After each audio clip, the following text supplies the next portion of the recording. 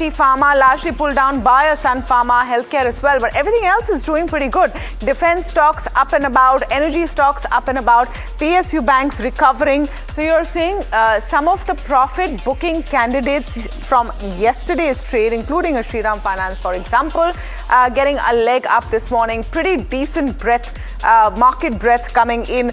Definitely more buys than sells in the market and on the screens right now. But let me get to specific stocks and what the story there is that we're tracking this morning. This Friday morning is turning out to be, after a long time, a Friday that is not too frightening, at least at the start of trade. JSW Steel business updates have come in, which are pretty decent, and the stock is about 1% up. Godrej Properties, their booking values are up 16%. That stock is showing a 2% uptick at start. IRB Infra, also these are again business updates. So the focus is shifting more domestically as geopolitical clouds of war seem to be receding in the backdrop for now. IRB Infra has good toll collections there. Sathwik Green has 109 crore order.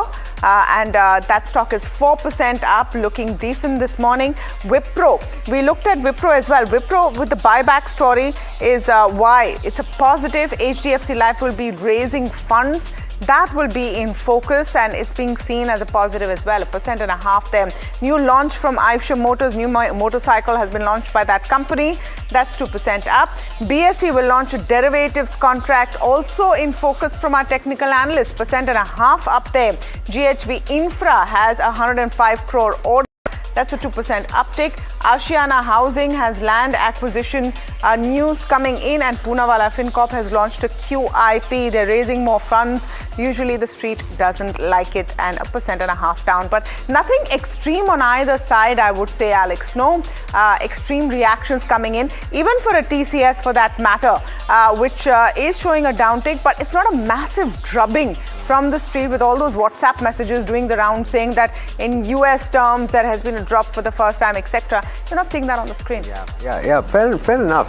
And actually you're seeing a few stocks from the broader markets that are doing particularly well. Cohance is one of them, up as much as 9%. New India Assurance is up 5.4%. Ola Electric continues its recent uptrend and is moving up as much as 5% at this point. You know what is standing out to me though is the power equipment manufacturers. After that JP Morgan initiate note with overweight rating on GVTND as well as Hitachi Energy, which incidentally is trading at all-time highs, it is still trading considerably higher today as well, 3.2% higher at this juncture. So I very quickly want to get a check from Kush on both of these counters and whether there is considerable upside still in GVTND and Hitachi Energy. So there is. GVTND incidentally was our weekly pick on 30th March, and that's already doing well. 4100 was the second target, by the way, so very close to that.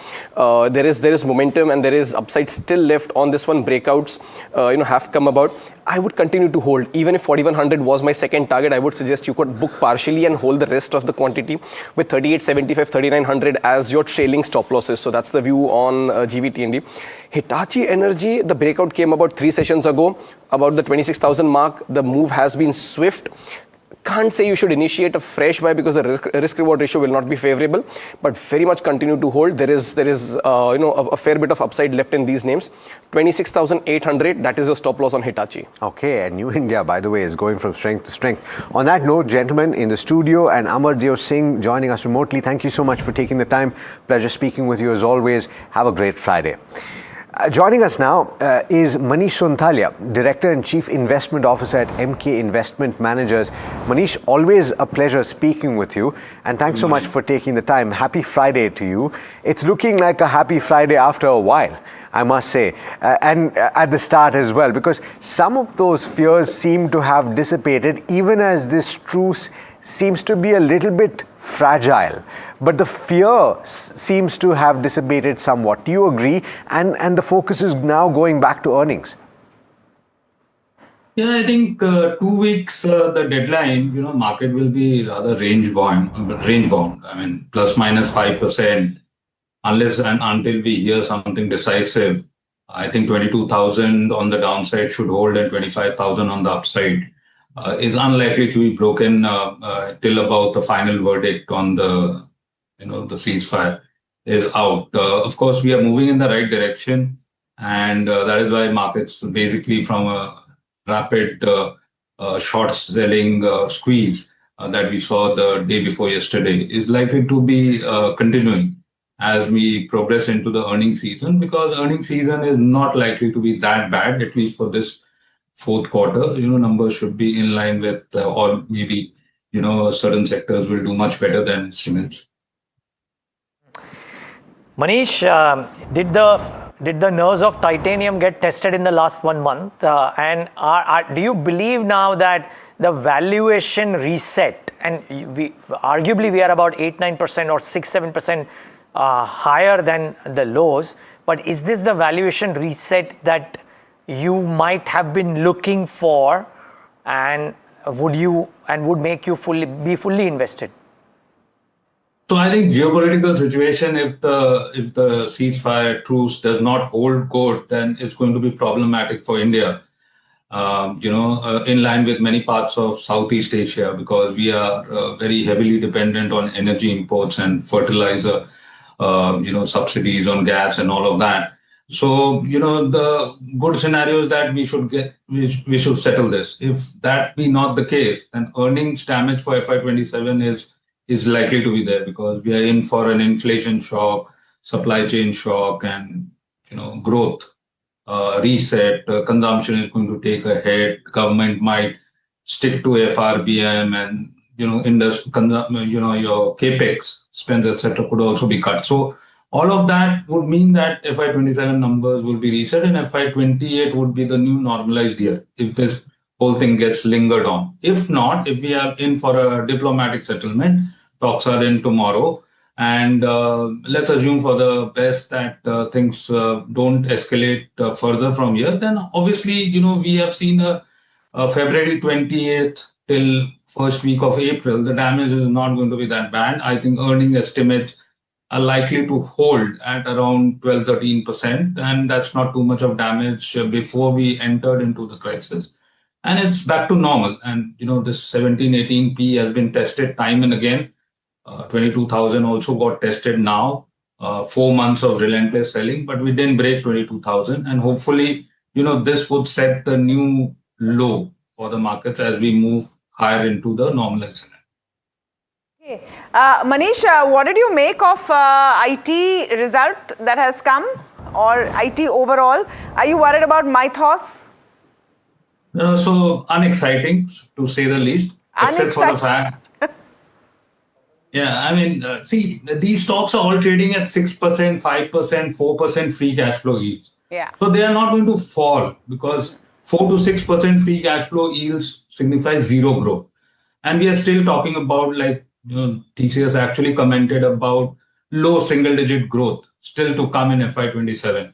It's only that, except for even after rupee depreciation, we didn't see too much of a margin expansion. And in YOY terms, constant currency dollar terms, revenue didn't grow. So which means that, yes, they have alluded to the fact that AI is an enabler, and, you have $2.7 billion of annualized run rate on revenue from the AI portion of the turnover. All of that is fine, and adoption will take time. So I would believe that reset of valuations is not going to happen on the upside. Whatever is the earnings growth, that bit of an upside we should build into, the market cap as we progress into FY27 numbers.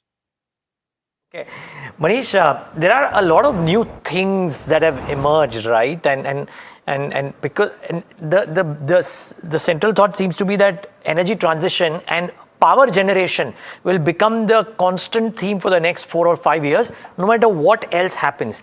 Would you believe so? And if so, how do you play that? So, the Middle East crisis has exposed energy security for India, for sure. Yeah. We are so dependent on fossil fuels, and one closure of Strait of Hormuz, and we have seen Brent go up, and, no LPG, and fertilizer subsidy has, and, gas rationing is happening for sectors. Morbi has been shut down. So there is a need for alternate sources of energy, and obviously renewables is one area where we can do a lot. And generation side had been taken care of. Transmission losses is the need of the hour. New Electricity Act is around the corner, and HVDC, low leakage on losses on transmission, is where the focus is. So transformers, etc., are seeing order books closer to 4 to 5 years, particularly in the higher kV segment. So yes, I mean, it is a given now that energy security is required. Our vulnerability on fossil fuels remain exposed, particularly after closure of Strait of Hormuz. And maybe this is the tactic that might be used even in the future, the closure, the leverage on the closure of the Strait of Hormuz.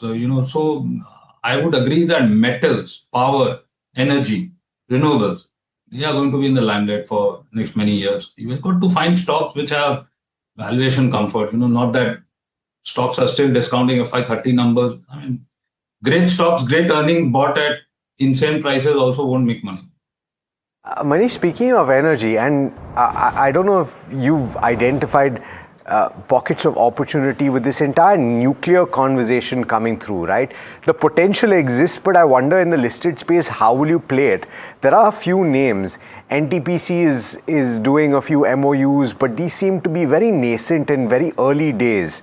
So do you see this panning out in the very near future? Because it seems like the government wants to accelerate this program very, very quickly. So will that present opportunities heading into FY28 perhaps? 100%. So, the vision document says 8 gigawatts going to 100 gigawatts by 2047. Yeah. And 20,000 crores has been allocated. So government's focus is there on the nuclear side. And we don't have a direct play, but indirect plays are there. The pump companies, the cooling, the reactor cooling agents, the guys who actually manufacture the reactors, they are trading at pittance in terms of growth and valuation currently, but they can be very big companies. So ancillaries, tier 2 players supporting the nuclear infrastructure, a lot of them are still there as a play. Manish Sonthalia, the usually very bullish Manish Sonthalia is sounding a bit, how do I say? No, I'm not bearish, Neeraj. I'm saying... I didn't say you're bearish. I'm saying you're not sounding bullish. There's a difference. But no, I think the time will come to be hyper bullish. Let's get this 15 days out of the window. It's back to normal. Once that is visualized, I think it's going to be rapidly moving higher from here. Manish, you have our numbers. You turn hyper bullish. Please give us a ping. Even if it's 7 days hence, we'll get you back on air if you have the time. Would love to chat then again. As we did love chatting to you today. Thank you so much for taking the time out. Thank you. We're talking to the top team at TCS at a time when the biggest question about this entire space and India's largest IT company is what the future holds. And we have the opportunity in a quarter where their numbers have looked, I think, better than most expected, to ask some of those questions. K. Krithivasan and Aarti Subramaniam with us. Thank you so much to the two of you to give us time on NDTV Profit. Thank you. Let me begin. Of course, the numbers have been, I think, better than most estimates of the street. But let me start with the elephant in the room and the conversation which has gone on through this quarter, apart from the numbers, which is what is going to be the revenue model, the survival, the outlook for IT services companies with AI in the picture. Let me begin by directing that first at you, Krithi. I find the revenue model in the future is very bright. Okay, I say this for a few reasons. One, the system integrators have, what is the main role of system integrators? We make the technology work, deliver the outcome for the business. And we do it because we know the context in which the technology has to be implemented. So the fundamental nature of what we do doesn't change with AI. And now coming into moving from philosophy into the specifics.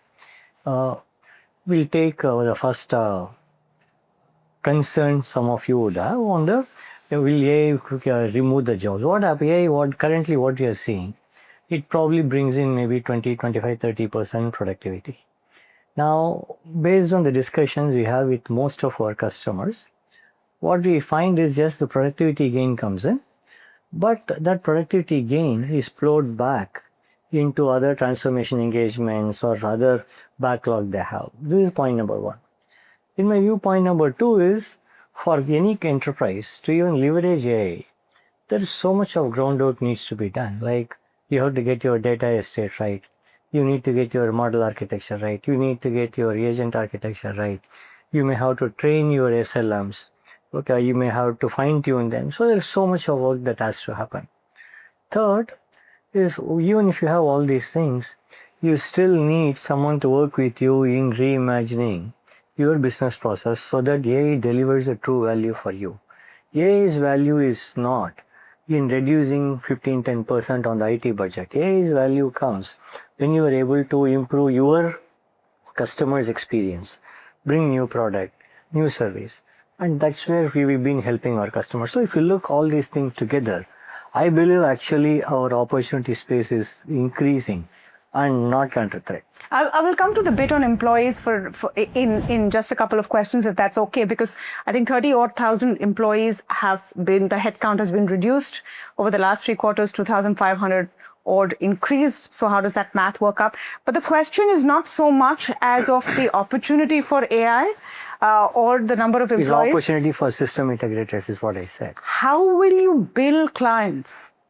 How will you charge clients? Will you have to charge them differently with AI in the picture now that you need less people to actually provide those services? No, that's very simply. When I said the first thing I said, we may need less people for doing what you are doing today, but you are going to be much more than what you are doing today. So when you are going to be the whole space is expanding significantly. I said, what you are doing today, you may get 20% productivity, you may probably do 20% less. But there is so much of additional work that needs to happen. Who is going to do it? So I am not expecting that we will need much less people than what we have today. So the revenue model does not change significantly. Revenue model in terms of how you price your services can change. Right. But I am not expecting a shrinkage in the overall revenue on the trajectory of revenue as well. Okay, so there's no AI discount or AI deflation that can come into place. Overall. Yes. Okay. How you charge your services or bill your services, how do you think that changes? It can proceed, like eventually AI has to deliver the business outcome or and because of that, we will be signing up to programs where there's an outcome is also guaranteed. But like we have seen always, this needle will move slowly. Currently, we do programs more in a fixed output model. Yes. Where you deliver, that probably will continue, or where you commit if you are doing a migration program, or where I say technology modernization. The technology modernization you will deliver based on if I'm moving from technology A to technology B, I can charge a fixed price. These are all models that exist even today. Okay, where we move to outcome-based model, the needle will move slowly, but it will happen. I don't expect that to happen dramatically overnight. What is the timeline you expect that outcome-based model to come in? It can be 2-3 years. I don't want to put a timeline to it, and it doesn't really matter as much as whether the model is T&M based or outcome based. I don't think it matters as much. I think the big takeaway that you don't expect revenues to get impacted in any significant fashion in the foreseeable future. If I may come to you, ma'am, on the employee bit of it, and you've had a plus on the headcount point, at least this quarter. Do you expect the quality and nature of people that you add on to now change in line with new outcomes that are expected or new demands from clients vis-a-vis AI? See, if you really look at demand, right, I think first it's important to understand where customers are spending money, right? Like Kriti said earlier, there is, run optimization which is happening, which is where it's all about productivity and efficiency. Then there is, transformation. There are 3 types of transformations our customers are embarking on. One is, transformations which are enterprise transformations, things that we have been doing for a decade, whether it's the cloud modernization, data modernization, implementation of enterprise systems like SAP, Salesforce, right? So those things are continuing and there is demand for those services, right? So we continue to build those niche skills. The next one is modernization that Kriti touched upon.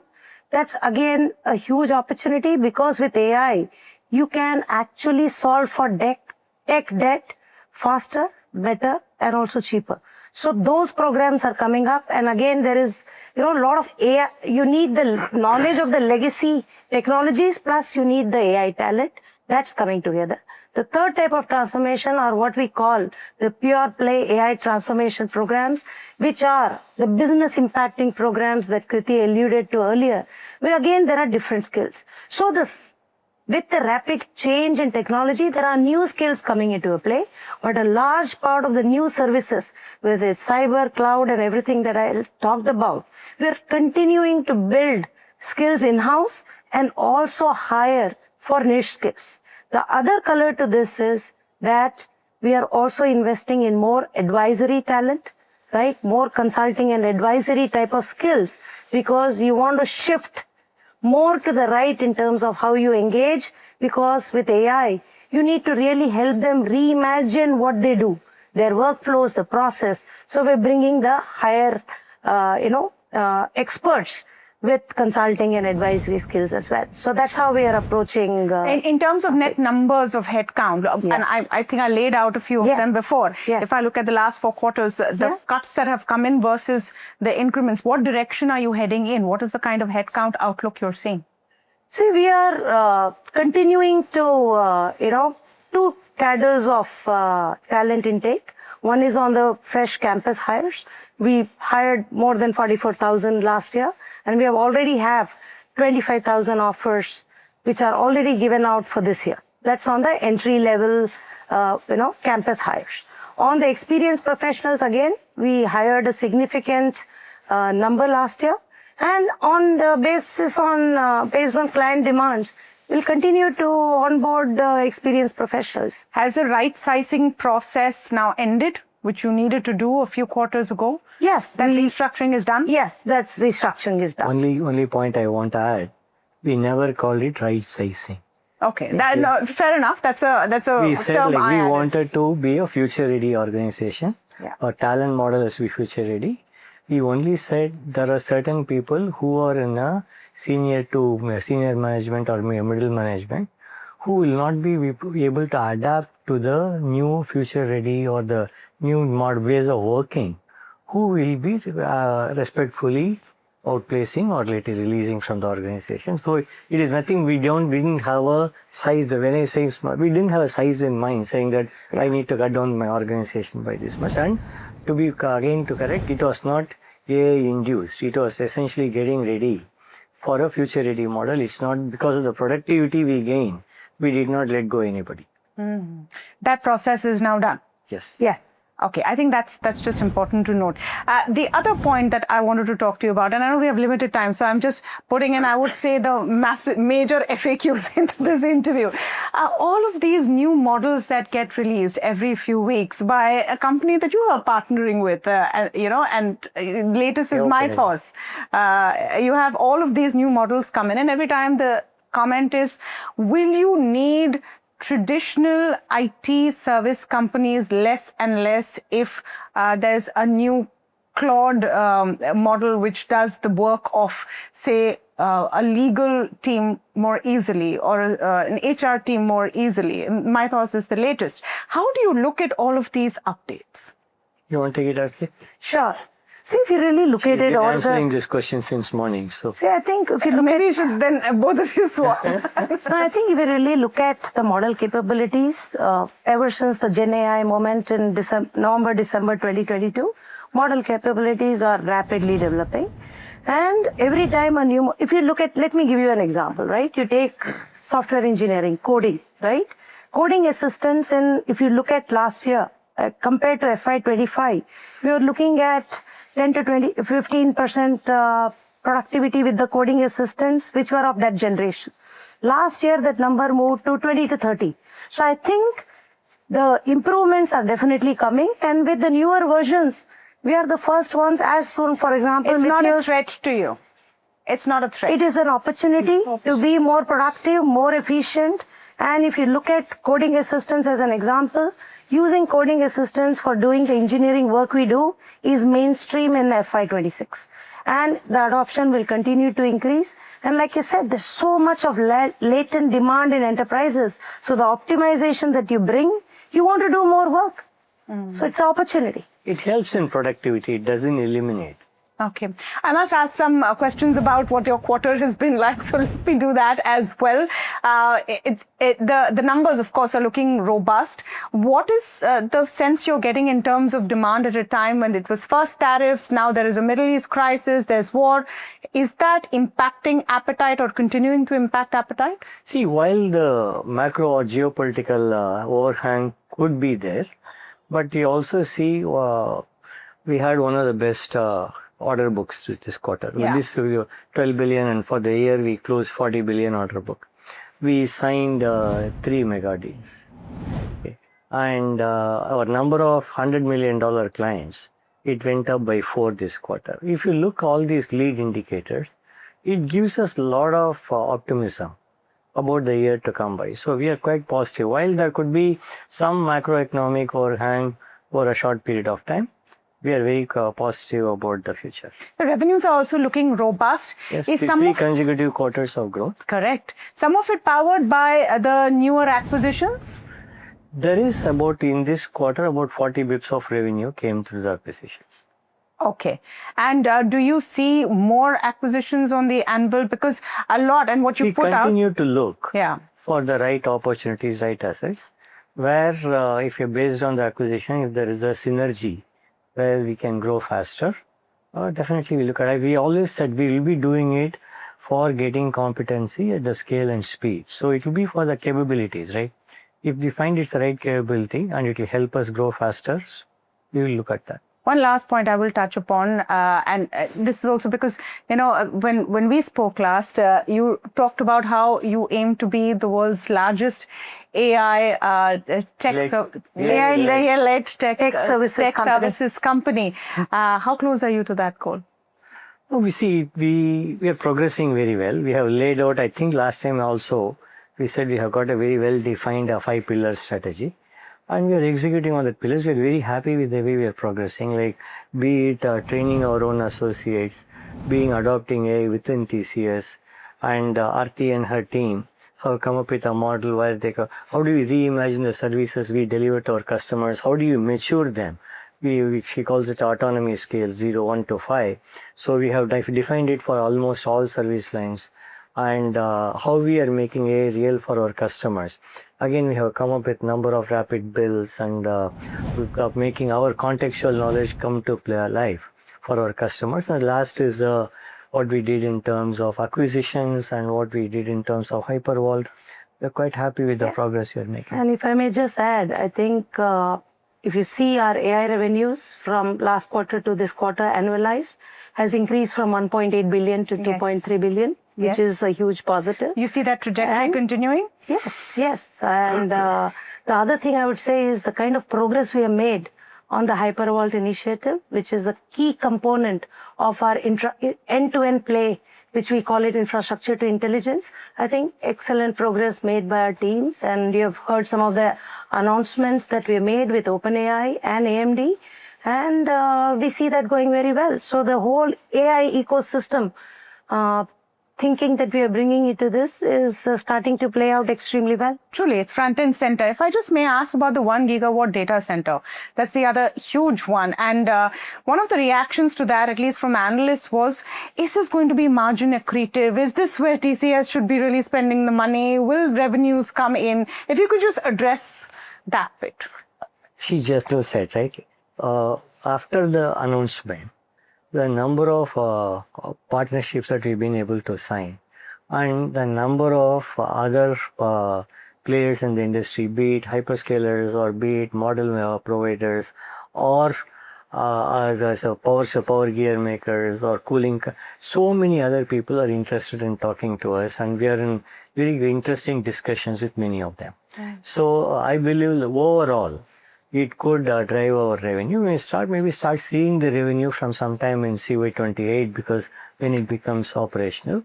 But the discussions are very robust, and We're very happy with the way things are progressing. And this adds a very unique dimension to building strategic partnerships with our customers and also with our partners. All right, so that was a conversation with the management of Tata Consultancy Services. And let's take a look at the markets. And we're not too far away from the high point of the day, if not at the high point of the day, up as much as 0.8% and heading towards, believe it or not, 24,000. You might not have thought about that just last week. But it's 41 stocks in the Nifty 50 that are gaining, and the worst performers are actually the IT pack. Infosys now seeing cuts of about 3.3%. Tata Consultancy Services also lower by about 3%. HCL Tech and Tech Mahindra not too far behind. It seems like this global fear about Mythos and various other disruptions to IT are playing out here as well in the Indian equity markets. Sun Pharmaceuticals is another stock that trades a tad bit under pressure. It's trading with cut of 3% right now, and this is after reports of a proposed mega acquisition. Varsha joining you to talk about what is being spoken about here and why the street might be a little worried about this acquisition. Varsha? Yes, so the stock is down because of course on the large acquisition deal, this is as per media reports. So Sun Pharma plans $12 billion bid to acquire Organon and Company. This would be largest global M&A by Indian Pharma, and the binding offer is expected in coming weeks. Now there's a no single bidder situation. Sun Pharma will be competing with Global P Consortium. Now the important point over here is why market is worried and why the stock is down almost 3%. This is a largest deal versus Sun's size, and the Organon's, the company which Sun Pharma is expected to acquire, they have a huge debt on their balance sheet, and also there are some weak, they have a weak growth in some of their segments. Also they do have competitive pressure when it comes to their generics and biosimilar portfolio, and Organon's CEO, if you see, resigned in October 25 following an internal investigation related to sales malpractices. Also, acquisition does not bring a strong pipeline of products for Sun, neither does it enhance Sun's R&D portfolio. But why Sun is buying? According to them, this will move beyond generics, will cater to innovative pharma, will build global scale and branded portfolio for them. If I were to talk about the financial position of Sun Pharma, they have $3.2 billion of cash on their balance sheet, but Organon has a high debt of almost $8 billion and also is facing competitive pressure. Organon, they are into women's health, biosimilar, established drugs, but their sales were impacted by lower US government funding and pricing and competition. So a lot of issues are actually there for the target company, and hence market is not liking the proposed deal for Sun.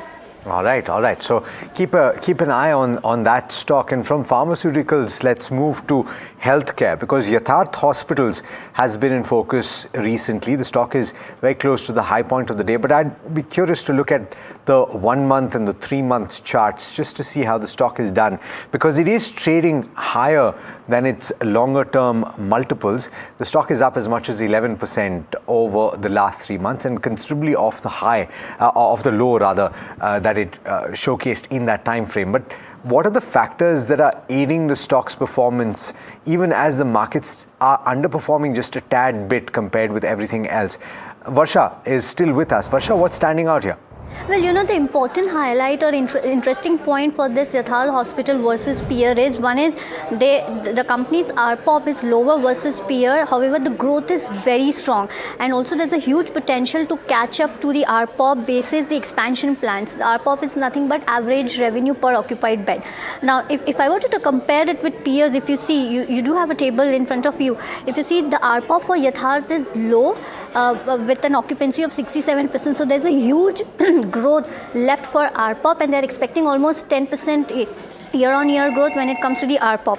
Talking about expansion roadmap for Yatharth, they have a current bed capacity, if you stand at around 2,550, and Agra is expected to scale from 150 to 250 beds, and RPOP is expected to rise eventually. Medium-term ambition, if I were to talk about, they want to take this bed addition to 5,000 bed via 3,000 bed additions, and the capex plan is expected at 1,500 crore in next 3 years. While on the specialty mix, there is a clear push towards super specialty to sustain RPOP growth. Oncology share now stand at around 10%. They want to take it to 15%, and the RPOP growth guidance is 10% year on year. Onto the profitability look, growth phase consolidated EBITDA margin is expected at 24 to 25%, and break even is expected in Faridabad and Model Town within next 15 months. Lastly, onto the payer mix strategy and receivable, the current mix, if you see, stand around 35% when it comes to government. Varsha, thanks so much for that pretty comprehensive view on Yatharth. In fact, we're joined by the management of the company. Amit Singh, Group Chief Executive Officer of Yatharth Hospital and Trauma Care Services, joining us this morning. Amit, good morning and thanks so much for taking the time. I wonder, in that wrap that my colleague Varsha just gave us of Yatharth, what stood out to you? Because to me, what stood out is the kind of capex and the build out that you have lined up over the course of the next 5 years, which is to dramatically increase capacity. And this seems to be a bit of a trend in the hospital and healthcare space in India among the listed players. Yeah, you're absolutely right. As we have stated earlier, we see the northern India as a huge potential. There is a huge gap between the demand and supply, and that is what, as we have a very strong brand presence in northern India, we want to capitalize it. Still, we believe that there are areas within the Delhi NCR, and if you go to the capital, state's capital, there's a huge opportunity, and that is what our next 5 years, I think roadmaps are very clear. That we're going to add additional around 2,500 to 3,000 beds, largely going to be the brownfield, but also will be some asset-light, partnership and a few strategic greenfield projects. So, but the concern, Amit, is while this build out takes place, there's going to be a period of not necessarily instability, but maybe some of the metrics will look a little bit anemic. Is that something that will take place?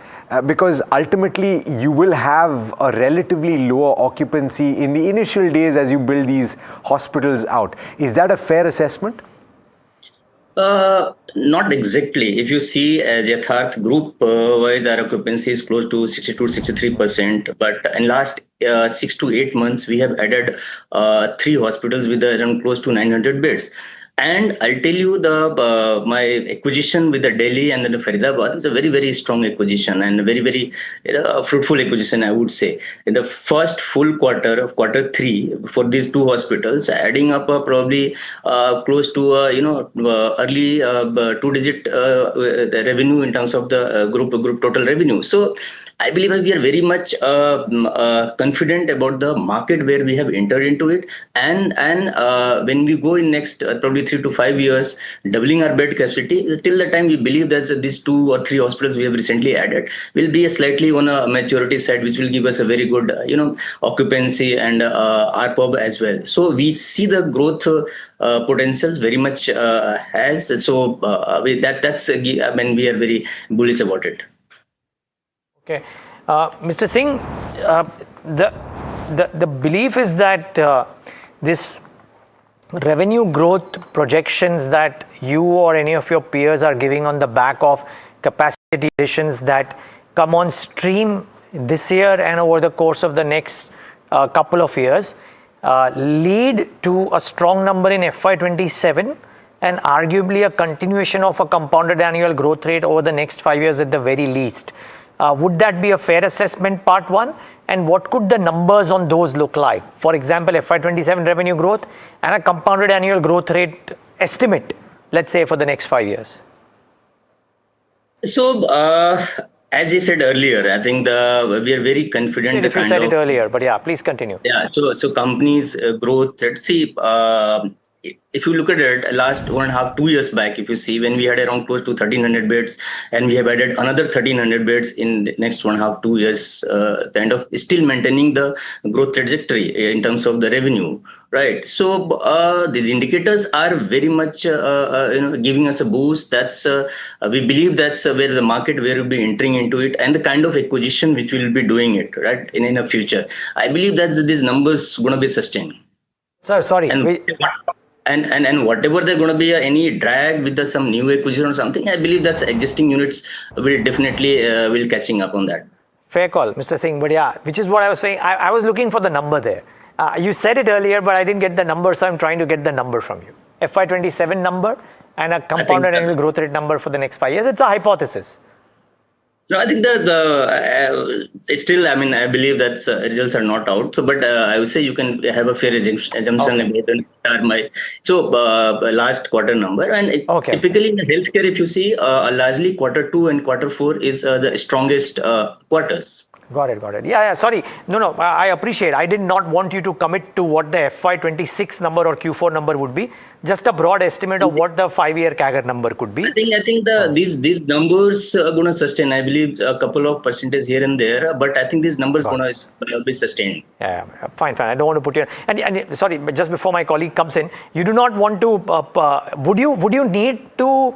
How do I say, need to raise some equity capital in the next 12 months in order to fund any of the future expansion plans, or would internal accruals help you fund all of those activities?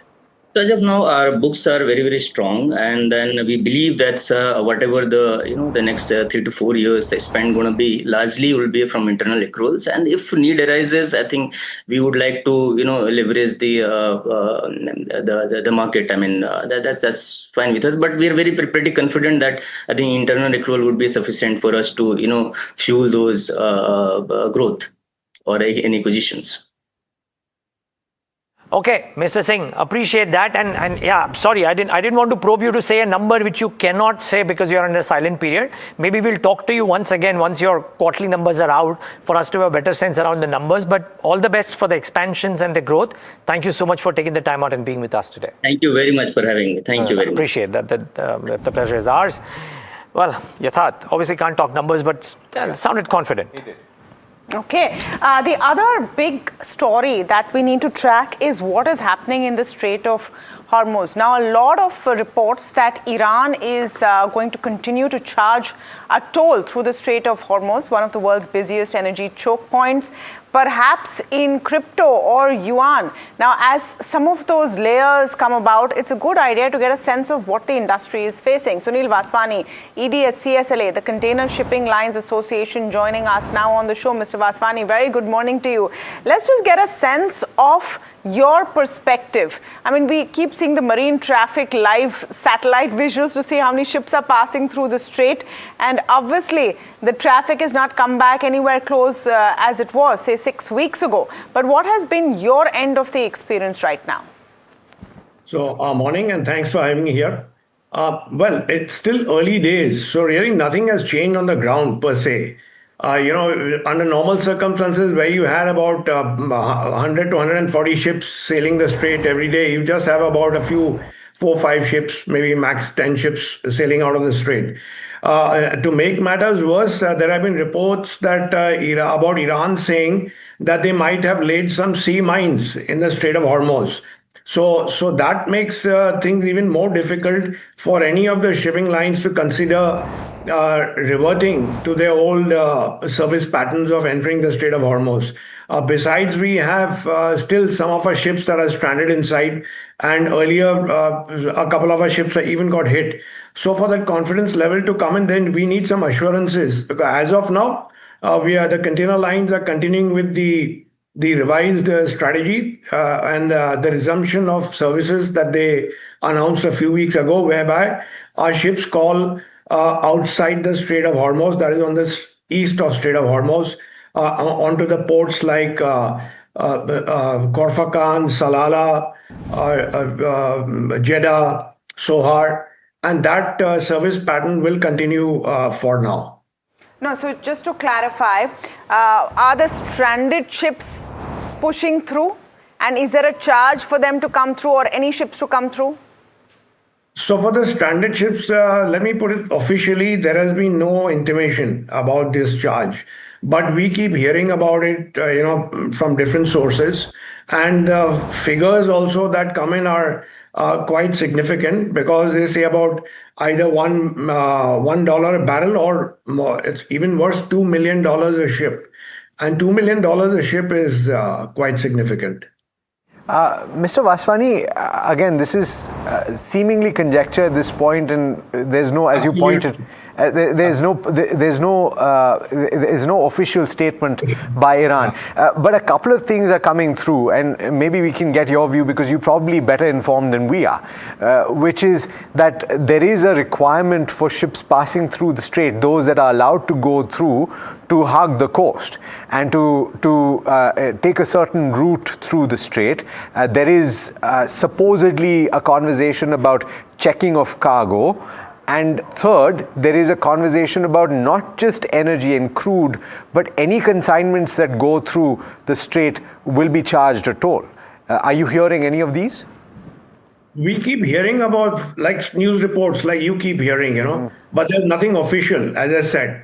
And number two is that confidence is just not there to cross the strait at this point in time. Okay, so there's obviously a concern because of what is happening on the ground and the fragility of this truce. But I do want to also ask about the insurance rates and whether anything has changed on that front. And is this primarily the reason, of course, apart from the danger to lives and the people on board those ships, which is of primary importance, has anything changed on the insurance front?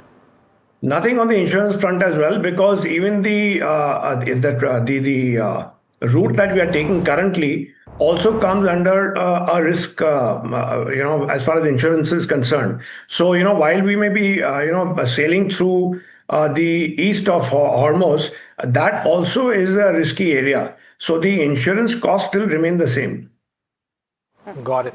Mr. Vaswani, in general, if a ship were to pass under the terms as they stand right now, which is that there is no complete clarity, but Iran is allowing flagged vessels to pass, what would the average increase in cost be? Insurance, the fees or the toll that has to be paid, what have you, versus what it used to be. What is that average increase in cost per a large vessel passing? So the cost as far as insurance and bunkers, etc., have already been factored in. That comes to about $1,500 to $2,000 per 20-foot container. But if you add on the toll charges, which is all hypothetical, so I don't want to set panic out here because there's nothing officially confirmed on this. So I'm just answering a hypothetical question. But if that were to happen, let's say $2 million a ship, depending on the size of the ship, it could work out to $300, $400 per container. But again, as I said, it's all hypothetical. So but please Mr. Asani, if we leave the hypothetical aside, which is the number that you said, in percentage terms, what is that uptick versus what was the scenario before a month and a half? So as I said, it would be exactly about, not exactly, it would be roughly about $300 to $400 per container, roughly estimated. And it was what, sir, before? Well, nothing. No, there was no toll earlier. Okay. No, I think Mr. Vaswani just misunderstood. Perhaps we're not talking about the toll because we don't know about the toll. We're talking about the other costs that have gone up, and compared with prior to the conflict, what percentage increase in the cost of transit through the strait? So I would say that there has been hardly any increase as far as the freight charges are concerned. There has been some increase on the freight charges, but it is essentially the bunker, the war risk surcharge that we were charging, about $1,500 to $2,000. That was not there. That is the additional cost. The freight is about, say, maybe, I don't have the exact figures, would be $700,000. But the additional cost that has come in is as far as the war risk surcharge. That's about $1,500 to $2,000 per 20-foot container. Okay, so Mr. Vaswani, I'm going to ask a couple of very simple questions, and they might be sort of yes or no questions. Before the ceasefire was announced, was there any kind of charge that had to be paid to pass through the Strait of Hormuz? We can call it a toll, we cannot call it a toll. But was there any charge to be paid for protection to pass through the Strait of Hormuz that had to be paid by container lines? Officially, we are not aware of that. Okay. If there is going to be a charge, and there's a possibility that there may be, how will that be accounted for? Will that be passed on directly to your customers? Is that how it will go? See, any cost anywhere that comes in is shared by everybody, So certainly the customers also would have to bear the cost. And to what extent are there ships going through or waiting to go through? Is it at a standstill right now? Are other options being looked at? Are other routes being looked at? What's happening there? Because it's not as if there is zero transportation happening in that area, right? Yes. So as things stand, passing through the Strait of Hormuz is practically at a standstill, at least as far as the foreign container shipping lines are concerned.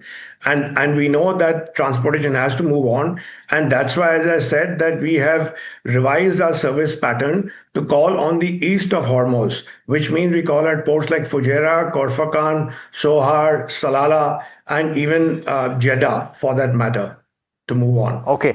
And then cargo is transported inland by road. Okay. And Mr. Vaswani, purely from a layperson's perspective and with basic understanding of geography, the possibility of trade with alternative sources for energy, it's been over a month now, and I'm pretty sure that these alternatives are being looked at very carefully. These are longer maritime routes, but have we started seeing traffic, say for example, around the Cape, or even on the other side from the east, or rather, from the east of India?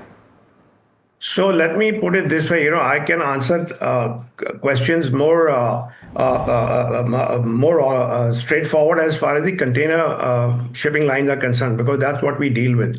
Now, for the container shipping lines, as I said, that as far as the Middle East is concerned, I explained how we have taken alternative routes. You asked also a question about the Cape of Good Hope. We had shifted to the Cape of Good Hope for cargoes to Europe and the US East Coast 2.5 years ago when the Houthis had struck. So instead of crossing the Red Sea or the Suez Canal, we started going over the Cape of Good Hope, and that stands. So the rest of it is all as I just explained as far as the Middle East is concerned. Got it. All right. All right. On that note, Mr. Vaswani, thanks so much for taking the time. Pleasure speaking with you. And I appreciate the amount of information that you've been able to share with us. Thank you. And I always appreciate being here with you. So thank you so much. Thank you, sir. I think it's very, very important to understand what he could talk about and what he could not talk about, because the situation is very unclear. And this is the confusion, right? A lot of the information is coming from posts, getting translated from Persian, media reports, tweets. One doesn't really know what's going on. Yeah, this 2 million number per ship. Yeah. We haven't got an official confirmation today. Yeah. No, you haven't. I don't think we're going to, because it depends. It's going to depend. What we do know is, I saw a report which I found very interesting, is that the South Korean envoy has gone to Tehran to negotiate the transport of the passage of South Korean ships through the Strait of Hormuz. Okay, so there is going to be bilateral conversations now. Everyone's figured out, okay, these are the guys we need to speak to. I mean, the world moves in a very transactional fashion at the end of the day. Everything else is fine. As it should. So people are now going to figure out, this is the guy we need to speak to. Let's figure out our scene and sort it out. That's all up in the air right now. So we need to see what happens there. Very short break. A lot of news coming up on the other side. We're going to be speaking to Jignanshu Gore, talking about the quick commerce space. It's getting increasingly crowded. Who can nudge ahead? Jignanshu Gore speaking about it after this very short break. Stay tuned.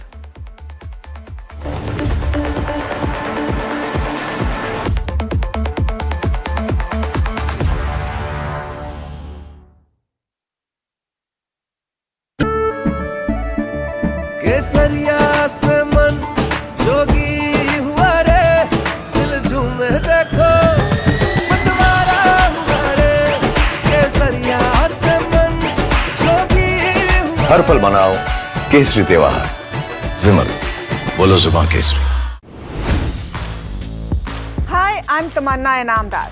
Watch me on NDTV Profit, where I break down the day's biggest business stories. What happened, why it matters, and what it means for your money. Hi, I'm Neeraj Shah.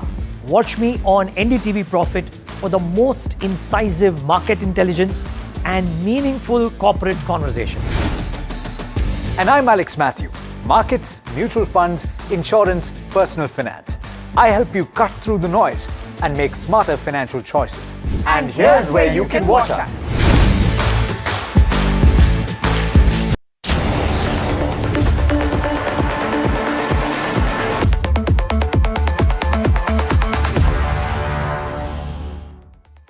All right, welcome back. Market's doing well. We've crossed the 24,000 mark once. Let's see where we are on the Nifty before we get to our first conversation. It'll slide off from there.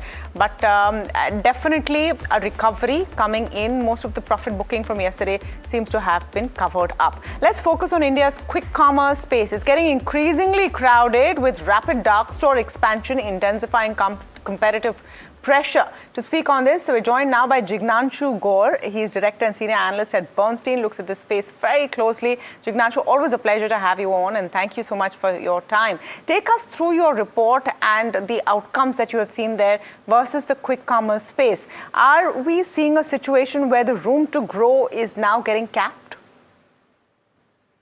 Thank you so much, Tunna, for having me here. Always a pleasure. What we look at is that broadly the number of dark stores that most quick commerce players have in India. And I think two big takeaways in my view. One is at the aggregate level, the total number of dark stores in India has already crossed 6,000 across multiple players, which is significantly fast shift in the retail landscape in India. Second, a majority of these are focused in the top 6 or 7 cities. And those collectively are almost 60 to 70% of the total dark store. So that's point number 2. In these cities, the players seem to be focusing on the same geographies at a pin code level, and hence sort of the same customer profile. And lastly, outside of these cities, except for Blinkit and Instamart, we see a limited number of players who are trying to prove the model, whether it works outside metro cities or not. So yes, for the same customers in the same geographies, intense competition. The other way of looking at it is, we think competition is at its peak today. No new incremental player will come, and Flipkart, Amazon have already accelerated their dark store expansion in the last 6 to 9 months. Okay. So, Jignanshu, the question therefore stems is that in food delivery, for example, some of these companies maybe hit a bit of a growth plateau, but then eventually turned the metrics which the market likes, which is some bit of EBITDA, some bit of profitability, as the case may be, right? Do you sense that happening en masse at some point of time, if indeed the expansion slows and therefore the capex slows, so on and so forth, then is that actually a net positive? Yes, eventually, right? But I think things might get a little worse before they get better. Okay. Wow. And it becomes, I think all industries, especially e-commerce industries, which have scale effects or network effects, go through this cycle where you are anchored on customer acquisition as your primary objective for the first few years of your life cycle, and then you shift focus away towards profitability. Like you mentioned, food delivery is in that space with both Swiggy and Zomato focusing on margins, where the growth has now stabilized. We don't think the growth is at that stage yet in the quick commerce space. There is still room for growth. However, there is not a very high amount of strategic differentiation between the players. The positioning is very similar in terms of products, etc. So therefore, Jignanshu, the operative question to anybody listening to this conversation is, what is the call? And how do you then differentiate between the two? What is your call on the two players? Which one do you like more? Sitting where we are today, we believe Blinkit is has proven far better execution chops than Instamart has. In this industry right now, with one of the highest amount of competitive intensity, it seems to be growing faster than the industry. Both because it has expanded network where others don't have, and it has the largest network in the industry, but also because its first mover advantage gives it a loyal set of customers whose default first app is Blinkit. And unless something fails, you generally don't move away. Whether there is a clear differentiation of what Blinkit stands for versus Instamart stands for or other stands for, I don't think there is a very big differentiation. But Blinkit has proven financial metrics and operational metrics better than Instamart. So we think at this stage, we would would suggest buying Blinkit over buying or buying Eternal over buying Swiggy. Okay, Eternal over Swiggy is the core outcome of that conversation as well, apart from the other points. I think even Jignanshu saying that things might get worse before they get better. Very, very crucial. Thank you so much, Jignanshu Gaur, for speaking with us. Remember, new entrants also making a beeline, including Zepto, for that quick commerce space. Let's move on to the large conversation this morning. Shreyas Devalkar, Head Equity Access AMC, with us this morning. Mr. Devalkar, always a pleasure to have you on. Thank you so much for speaking with us today as the markets are showing a bit of a bounce back. I think it's a day when one can say that the faithful have been proven correct. Those who actually saw opportunities and bought through the dips over the last 5 weeks. Were you in that camp?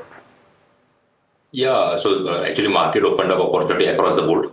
So it was this correction happened especially in the stocks which are linked to the crude and overall financial space. So definitely it has given opportunity to buy. Shreyas, good morning, Neeraj here.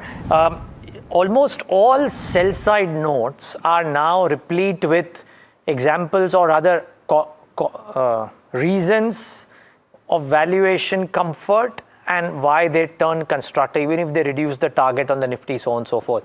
With the presumption that the worst of the conflict is behind, the worst of the oil price increases behind, etc., do you believe here is where you would want to put all the capital that you have to work? I mean, assuming you keep 2-3% cash normally, so 97%, whatever it is, but the maximum permissible that you usually do, would you put all of that to work at the current valuations, or would you still be careful because what if there is some bit of a slip over the course of the next 15, 20, 30 days? Sure. So it is, if we are talking about only about the conflict, then obviously the crude oil prices is what we watch out very closely because the news flow has been on both sides at multiple points in time. So if you look at the crude oil prices, we are taking a base assumption that it would settle somewhere around 80s, 90s because maybe it may not get resolved so soon as far as crude prices especially is concerned.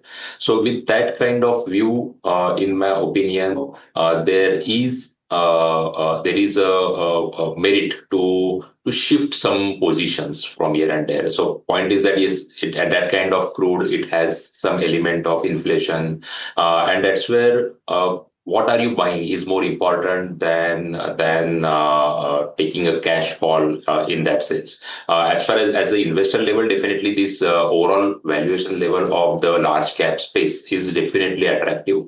There is no doubt on that. Many sectors and many companies are actually gone back to their pre-COVID level valuations. While in the mid and small cap, I would call out that at an index level, it may not be that lucrative. Individual stocks may come out to be more lucrative when it comes to the valuation. But at the index level, I don't think mid and small is really lucrative at the index level valuation. Okay. Shreyas, morning. Alex here. And so therefore, from a strategy perspective, I'm going to ask a slightly broader question, which is that in this kind of a scenario, because you operate on almost always a completely deployed kind of a situation, right? Will you use opportunities and stay a little bit nimble where in a day or 2 or 3 sessions, you have a recovery of 7, 8, 10% in certain stocks that you might have taken a position in? So in more liquid names, you will utilize and book those profits to keep the powder available for you to deploy in certain other opportunities. Will you be more nimble than before?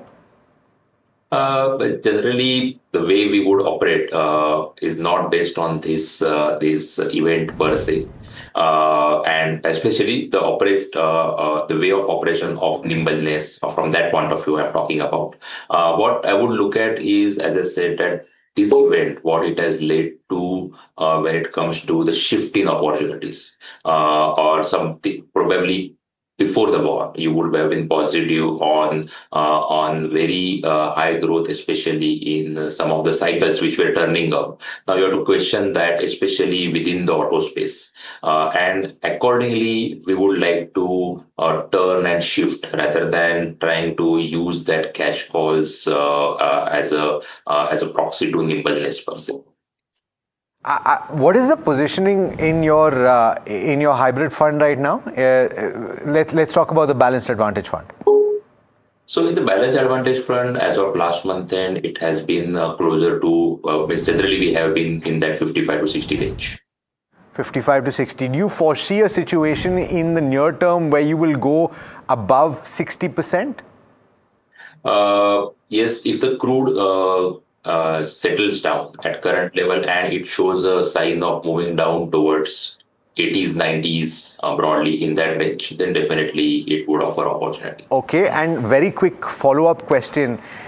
Since you've said that at the index level, not too many opportunities in the broader markets, but individually there might be, will your incremental allocation likely be in the frontline stocks where there's probably more valuation comfort? See, this valuation argument has been very tight for last 2-3 years per se. What is happening out here is the companies which are growing slow, and most of them are in the large cap space. There the valuations are lucrative. Where there is a question on ROE or they are growing slow, there is a question on AI disrupting them, and there the valuations are lucrative. While the companies, especially in the manufacturing space, especially where there is a tailwind and there is no direct impact of all these disruptions happening around. And if there is tailwind, then all the more better. But then such companies are not exactly at the lucrative valuation. And that's where that dichotomy has been in the market for quite some time. And that's where you are seeing the market is getting broadly consolidated at a broader indices level because of this primary reason that wherever there is less growth or question around a sustainable ROE, in that case, the valuations are really lucrative, maybe closer to their pre-COVID levels, while the spaces where there is a tailwind and especially the manufacturing, etc. spaces, the valuations are high as such. So it's not about mid versus large, it is about these two categories of stocks. What sectors are you liking? Shares? Sure. So we are broadly positive on overall financial space because there is both positive in terms of valuation and also in terms of its growth revival, what we have seen at least till pre-COVID. So that that growth revival, if you see from earlier pre-COVID, the growth there was higher. Somehow post-COVID, the financial services after that initial pickup, the growth came down, especially on the credit growth front. While from that level, since last October, November, December time period, the growth has started reviving. So that is one. The other one is manufacturing sector, which where we are positive across the board in most of our funds. Apart from that, selectively we are positive in stocks in the pharmaceutical. When it comes to consumption, as I said earlier, the auto part of it one need to evaluate after this war situation. While the other part of consumption, there as always, in the last 4 or 5 years, the growth in the retail has been better than the growth in FMCG, and that's how we are pursuing out there. Okay. So manufacturing, financials, auto, among the things that Shreyas Devalkar likes right now. Thank you so much for speaking with us. Always a pleasure having you on. That's pretty much all the time we have on the show, and it's great to see that markets are holding out quite positively. But one story that caught my eye, guys, is because there's been so much buzz about all of these trades being placed before Trump's statements and longs on equity, shorts on crude, and then he comes and says ceasefire, someone's become very, very rich. There's actually a directive that's gone out from the White House as per the Wall Street Journal, which has told White House staffers, please don't place bets before a statement. And I was just thinking, that's it.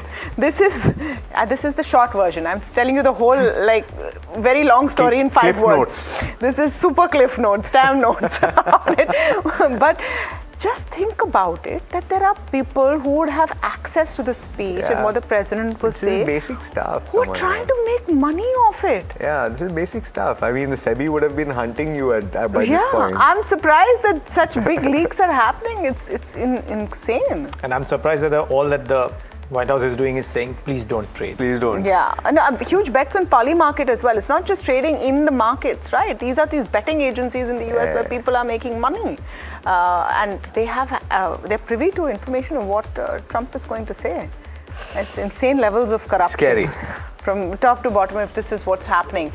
We'll wrap up over here, and we're just leaving you with what's been happening in the markets. It's been positive. It's been a good session on India Market Open, but that's all the time we have on this table, and everyone who helps put this show together. Stay tuned though. Ask Profit up next.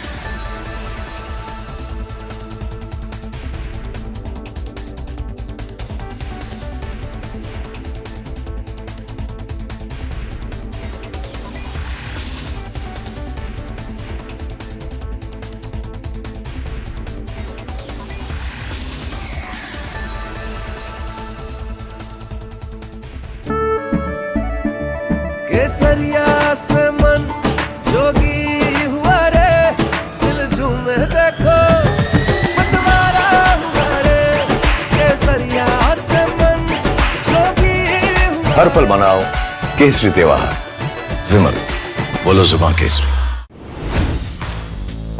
Hi, I'm Tamanna Inamdar. Watch me on NDTV Profit, where I break down the day's biggest business stories. What happened, why it matters, and what it means for your money. Hi, I'm Neeraj Shah. Watch me on NDTV Profit for the most incisive market intelligence and meaningful corporate conversations. And I'm Alex Matthew. Markets, mutual funds, insurance, personal finance. I help you cut through the noise and make smarter financial choices. And here's where you can watch us.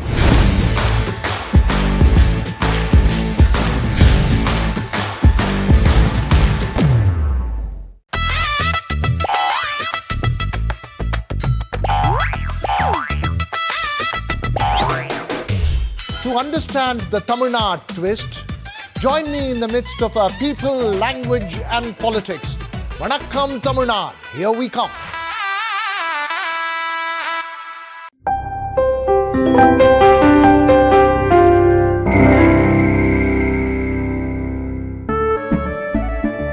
केसरिया से मन जोगी हुआ रे दिल झूमे देखो मतवारा हुआ रे केसरिया से मन जोगी हुआ हर पल मनाओ केसरी त्योहार विमल बोलो जुबान Kesari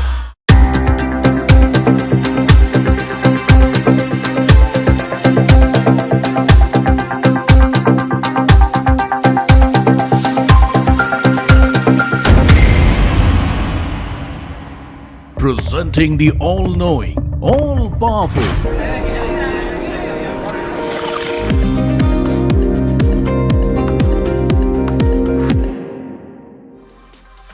Hello and welcome back to NDTV Profit. You're watching Ask Profit, a show that solves all your stock-related queries. My name is Puneet Zaveri. With me is Mahima Vachajani.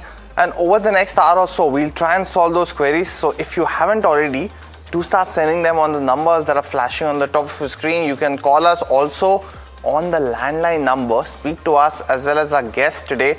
The number for that is also flashing on your screen up there. But before we do that and a lot more, very quick check of how the markets are doing. Indication was of a start in the green while only in roughly around 40 to 50 points, but we materially built on that today. So we're now trading above 24,000 mark yet again. The Nifty is up 1%. When you look at the heat map for the Nifty 50 also, IT pack continues to be in focus. TCS, the first company to report results majorly, of course, in the benchmark, has been a disappointing quarter and hence dragging the major IT names with it. Tech Mahindra, Infosys, all down today. Apart from that, also you're seeing pressure on ONGC, but very minusculely. while Sun Pharma continues to be one of the biggest losers for the Nifty 50 today. In terms of the gainers, Asian Paints is surprising on the upside, now up 4%, and the top gainer for the Nifty 50. ICICI Bank, Axis Bank continue to be in favor too. So is Eicher Motors. Today is the launch of the Flying Flea, which is its first electric vehicle motorcycle, and a lot of expectation. Reviews have started to come in a little bit and seems to be very strong in terms of the launch, but a lot more updates post Q4 results for the company on the same. When you also look at the sectoral heat map, IT definitely will be one of the bigger losers today, and that is the case, down 2.5%. So largely the biggest loser and material one itself. The others, realty, continue to show gains. So does private banks. Autos up yet again. So is India Defence and the financial services index as well. Nifty Bank hovers around the 1.8% mark, but the advance decline ratio, Mahima, that's been something that we've been tracking consistently. Also in favor today of the advances as well, because and materially to add to, because it has been consistently positive over the last couple of days, and almost a 1:10, 1:11 ratio for the gains. So we're both happy in that aspect. Yeah, absolutely. And, it's widening as we speak as well. So that is completely in the favors of the bulls for the day. The mid cap 150 and the small cap 250 both trading above that 1% mark. In fact, the small cap 250 is now trading above that 1.5% mark, almost at its day's high point as we speak. Let's quickly pull up the BSE 500 to take a look at what are the stocks buzzing in the broader end of spectrum.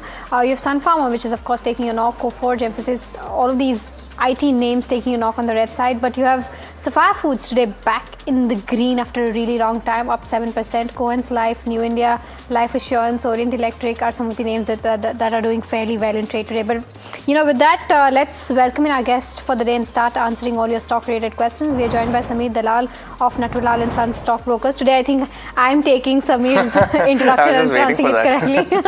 And Saumil Mehta, Head Alternate Research at Mid Asset, Sheikh Khan joining us now. Welcome to both of you, gentlemen, and a very good morning to the both of you. I'll start taking the first question, which is coming in from Sanjay, who's writing us from Bangalore and asking about TCS. Wants to know whether this is a good buy from a one-year perspective or not. Sameer, I'll come to you on this one. Your view and the entire way Q4 has panned out, and overall, if this is the right time to make an entry. Yeah, so Q4 numbers were actually a mixed bag. People keep saying they've done well, but they've done well because of the currency decline, right? If you look at the constant currency revenue, it's actually degrown, which is sending the picture that growth is questionable. Yes, the management is saying we won good orders and they have $12 billion, but we need to see translation into actual growth. But what is happy to see in the results was the fact that, the AI part of the business is scaling up decently. And hopefully that continues, because the integration of AI into corporate enterprises is something I think where TCS, Infosys, and all of these companies will start playing an important role. If that keeps scaling up, things will start looking better on the profitability front, not on the revenue front. Having said that, look, my stand has been on IT and including TCS is that these are good stocks to put against an FD. So in an FD, you get 7% return.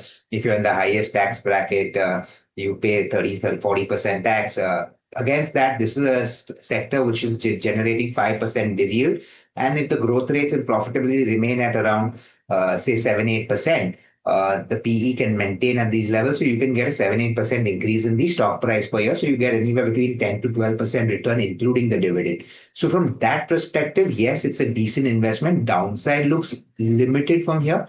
But is it a screaming buy at this point, even after these results and the guidance? I mean, not guidance, but the order wins and all of that given? No, I don't think it's a screaming buy. It's a defensive kind of bet at this point of time for me. View, Sameer from Natwalal and Sons.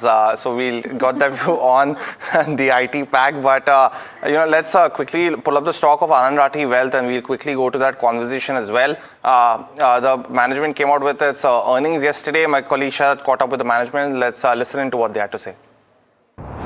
The overall sentiment in that HNI category which you are catering to, has that actually, the growth rates which we are expecting maybe 2 years ago when the IPO had come of the company, and now seeing the market conditions, is the asset allocation playing a bit differently? And if yes, is it hitting the equity segment, at least for the segment which you are catering to?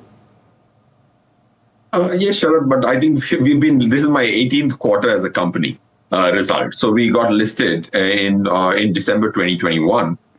This is our 18th quarter. We've always been telling our shareholders what to expect out of us. And because we understand our client segment and we filter our clients on certain basis. So to answer your first question, whether the asset allocation has changed, the answer is no. When markets are down is when we get our clients to buy more. Are they inherently very positive at these times? The answer is not at all. That's when me and my colleagues, 393, 400 of us, go into the market and tell them that market always goes up. That's the reality. There have been 12 wars. Market has gone back up once the war has finished. But that data is too difficult for one to notice by himself or herself. So we, as advisors, handhold them, is why you would see a large portion of equity allocations happened in this quarter when the market sentiment was bad. Left to themselves, I as an HNI will also be very depressed. There has to be some Sathi who comes and brings in rationality rather than the heart aspect of wealth management. That's why you see net mobilizations have been good for the quarter. Asset allocation has not changed though. Okay, so the asset allocation hasn't changed, but the growth rates which was there, I think you have given a growth rate of that 20 to 25% growth rate. Will that continue? Will you stick with that guidance going ahead also in the long term, or is there something there for the medium term which is different? No, it's not very different because we've created a very uncomplicated business. Our pitch to the client is also uncomplicated, to the shareholder also. We have a very uncomplicated business. We don't sell Ajar things. We sell to our clients what is actually needed, not something so innovative that money becomes experimental. So coming back to your question of what's the growth guidance, we have guided 1,415 crores of revenue on a base of 1,198, which is what we finished last year. We had again projected 1,175. We did 23 crores more of revenue than projected, owing to the principles which our elders in the company have laid down. Don't overcommit, always undercommit and over-deliver. With the same principle, we are committing a revenue of 1,415, a profit or a PAT guidance of 460 crores, and an assets under management guidance of 1,20,000 crores. We ended at 93,000 crores.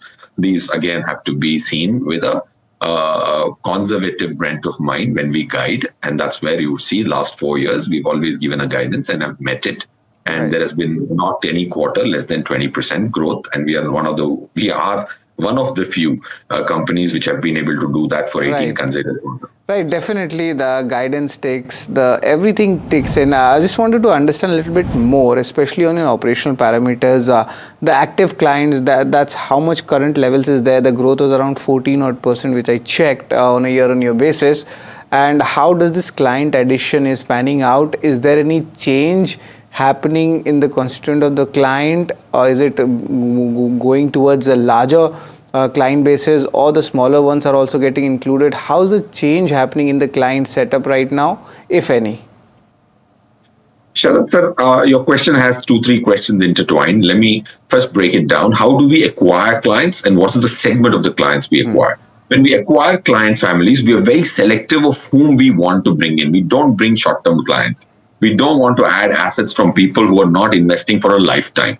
We want intergenerational wealth. Largely, that's how it works. That's why our client attrition numbers are point in decimals, if not in second decimals. On a quarterly basis, they are in second decimal. So coming back, we have a very, very tight, clear mandate of what is our target segment. Having said which, we acquire using references, cold calls, website leads, people coming to us, or maybe LinkedIn and all these social media platforms where you reach out to people. Well, that was the management of Anand Rathi Wealth talking about the quarterly results as well, and since we are in that season, of course. But Somil, good morning, welcome to the show. Just a quick view on Anand Rathi Wealth because it's been a very rank outperformer in the last 1 year. Stocks almost doubled in that sense. Is there still legs to this rally now on the charts? Good morning to everyone. Yes, absolutely. It's positive. In the last, let's say, from end of 2025 to last month, it has been in a range. It has been consolidating around the averages, around the 200 daily exponential moving average. It was always in the uptrend. However, this entire consolidation was around 3000 levels, but it has broken this entire range on the upside. So I'm bullish on this stock, and I'll be expecting this stock to continue the uptrend. The supports would be around 3,300, 3,180, very specifically. So I think on the upside, there's a lot of room here. I'll be extremely bullish here, but I would not suggest to buy fresh when there will be a little bit of more correction or a halt. Probably that would be again an opportunity to buy into the stock. Okay, all right. So that's the view coming in on Anand Rathi. The next caller, I think Suryash is calling us from Hyderabad. I hope I'm pronouncing your name correctly. What's your question about? Hi, this is Suresh from Hyderabad. Okay, Suresh. Tell me, what's your query about? Yeah, my query is I am holding Pharma. Around the average price is 960 and I'm holding 100 shares. Okay.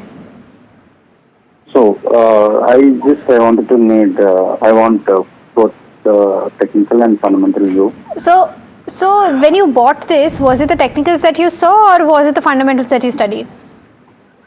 I was looking into both the technical and fundamental, so I bought it at a lower level. I felt it is on recovery path. I was purchased these things, and look, I'm okay to hold these things for long term. Okay, got it. Then I'll take this up with Samir. Samir, your view on Natco Pharma? Yeah, so pharma space continues to look attractive. I mean, this is one of the counters that has actually done a lot of hard work in getting medicines into India, which are patented in the international markets into India at very, very attractive rates, capturing market share. Apart from that, they've also got some good exports going, the ANDAs that they filed. Valuations are also relatively reasonable when you look at it compared to the rest of the peers. So for me, Natco Pharma at this point is actually a buy. So I advise you to stay holding on to it. And whenever you get any dips, please add on to this. This is one of the strong counters in the pharma space, according to me. Got the view, Samir. But the next question coming in on Tata Motors CV, it's been, been under pressure, broke the 400 mark, and since then, from 389, has seen a stellar run. Was up almost 12%, 10% along with Ashok Leyland on Wednesday. Now a viewer is holding 10,000 shares of the company, bought at 400. This is Anita from Vijayawada. And her question largely is, Samir, what she should do with her position now. It's quite a meaningful position that she's added, almost 40 lakhs in that sense. But what should she do now? Should she continue to hold? So given such a large position has been taken, I would kind of hope that she's diversified and not just stuck in one stock. So if she is diversified, and this is just one of the multiple investments, I think stay invested. This commercial vehicle cycle is going to remain healthy. We think Tata Motors, the largest player, yes, they've lost a little bit of market share, but they'll be able to do extremely well with the new launches that they have. So stay put, hold on to it. But if you're not diversified, please do that. Then don't stay put in only one stock, because that always increases the risk of something or the other going wrong with an individual company. So that is the only advice I'd like to give the person who's asked the question.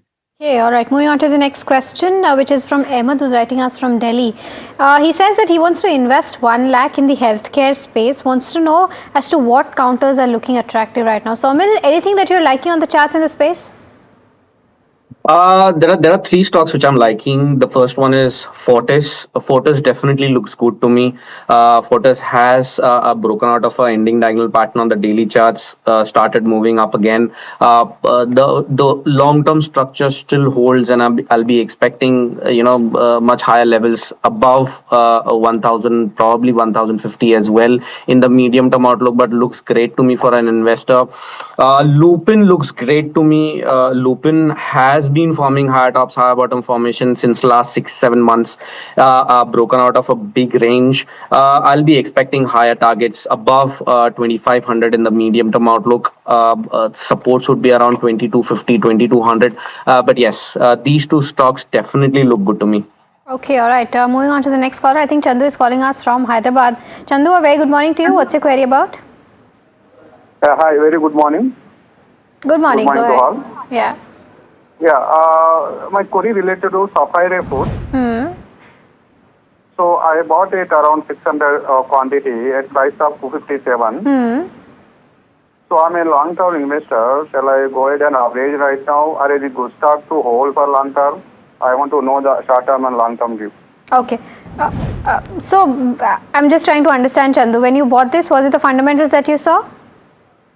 Yeah, that time both are merging. Related opportunity will be there, right? That time I bought it actually. Sapphire Foods and some other one is going to merging, right? So that time I Devyani, bought it correct. actually. Okay. I'm looking into the entity only. I bought it actually. Okay. But yeah. Okay, Chandu, got it. Samir, so basically what he's saying is that when he heard the news of Devyani and Sapphire merger, that's when he bought Sapphire. Since then, we've seen the stock falling, but it's now playing catch up since the past 2 days. What's your recommendation? What should Chandu do right now with regards to his holding in Sapphire? Okay, so first of all, very, very positive on the QSR space from a long-term perspective, okay? Because if you look at it, a lot of these branded retail outlets have barely made a dent in the Indian market when it comes to its reach. Now, when the merger between Devyani and Sapphire happens, there'll be two advantages. One, there are a lot of stores in similar locations for some of their brands, so they will be able to rationalize that and reduce some of, increase their store presence in some different places, which will allow them to reduce their, the overlap in the area and move to new areas, capturing more market share. Secondly, if you look at QSR and Sapphire and Devyani included, they've all gone through a period where SSSG has been negative for 2 years. Now, if SSSG, that is the same store sales growth, just moves back to what it was 2 years ago, I think what you will see is a massive increase in profitability because of the constant addition of stores. So for me, this entire space is a buy. Devyani and Sapphire merged entity is also a buy. Very, very attractive at this point of time. I would advise if you have a little more liquidity and a well-diversified portfolio, add on to this and average your cost down. If you hold it for 3 years, this stock can actually be a multi-bagger for you. Okay, multi-bagger on Devyani is what Samir feels, but let's go across, take the next question. This one's coming on Ather Energy, and our viewer holds, he's actually bought the shares today itself. This is Suman at 844. He wants a very short-term perspective. Somil, 1 to 3 months is his view, but stocks kind of run up quite materially, right? Somil, what would your view be on the charts now? Is there more legs to this rally? Absolutely. I mean, looks great to me. It's already in the uptrend. Breakout just happened 2 trading sessions back. A triangle pattern has broken on the upside, taking support at 20-40 daily moving average. Everything going well for the stock. But I would have waited for a little bit of correction or probably a pause and entered the stock. But nevertheless, I think the stock could go till 870, 880 levels. These are my targets in the short term. Got that view, Somil, but very quickly, let's look at the BSE F&O setup for today as well. Firstly, on the Sensex, you are seeing that move. Yesterday was, of course, the expiry. But today, it's been a decent day. So you're seeing all movements almost in the green today. Asian Paints definitely leading the chart as we spoke to you. And the Nifty IT continuing to be under pressure. Sun Pharma actually has been in the news, potentially bidding for a company worth $12 billion, and the market's not having 2 bits of it at this point of time. In terms of longs being unwinded, now let's look at stock specific action now. You are seeing in terms of longs actually in terms of being built up is Lodha as well as Asian Paints. So you're seeing up 4% there. Lodha also recovering from that level of almost where it was trading around 670, and since then seen buying over the last 2 to 3 days. In terms of short covering, you've seen Ashok Leyland being one of the big winners there in terms of shorts being covered. So is ICICI Bank. Just a week to go for the results for ICICI Bank, of course. In terms of what we've seen in longs being unwinded, DMart is one. Now, had a very stellar run because of a very strong update. Mahima has been covering that as well. So, you saw DMart also being in focus post quarterly results, and once those come in, will be back in focus. So has Vedanta been at focus on investors longs for being unwinded. And shorts finally where they are being built up. Sun Pharma, of course, so is Infosys, very interestingly, post the reaction that we've seen on TCS today. Those are some of the stocks to keep on your radar, but let me go across, take the next query on Indigo. Now, this is Akash who sent us this question now. He's holding shares at 5,387, holding 30 shares. He wants an 18 to 24 month perspective, Samir, on this one. And lastly, the question that while we've seen a ceasefire, it's as fragile as ever, right? So is it a good time to buy into it right now? And if for someone who's already holding like Akash, what would be your view? Okay, so I'll just give you my thought first, which is I do not like the aviation space. I've said this multiple times, and it's something I don't invest in. What people like about this business model is that you're kind of working on customer money rather than your own, because you sell your tickets 3 months ahead and you pay for your petrol 2 months down, and the plane leases are also you pay at the end of the month. So you're kind of working on customer money, which is what people love about this business because it's so light on working capital. But there's always a risk. Now, for whatever reason, if there's a slowdown in the economy, travel is one of the places that gets hit first because that's a very big discretionary spend, right? And when that starts happening and seats start going empty, the operating leverage works in the negative direction because your cost of running that plane is there irrespective of whether you sell 60% of the seats, 40% of the seats, or 100% of the seats. From that aspect, we always think there's a very high risk when it comes to the aviation sector. If you look at the history of aviation, there have been very few companies that have been successful in the world. Most of them have defaulted and failed. Now, Indigo is one of the ones that stands out. But the fact that the industry has a lot of risk and you're buying it at very elevated levels. Well, you bought it at a very elevated level at 5,300. For you to make money is not going to be the easiest thing. For me, I would avoid it, but any rally, I would sell out. But net, I'm not negative on Indigo from the simple reason that one airline in India will have to survive, and the most likely of that is Indigo. Right, so that's the view coming in on the aviation space. But it's time for our rapid fire round now. Samir as well as Somil, you both know the drill. Try to keep your answers as short as possible. The first one is coming in on BHEL. This is from Arun, who's writing us from Hyderabad. Wants to know if we can hold or exit from a slightly long-term perspective. Somil, your view on the charts? I would hold on to the stock. My target should be above 310, 320. Mohit actually from Ludhiana holds the IOC at 77. So he bought it way back in 2022. Asking what he should do for the next couple of years. Samir? So, again, right now, because the crude prices have gone up, the companies are losing money, right? So it's very interlinked to what happens with crude.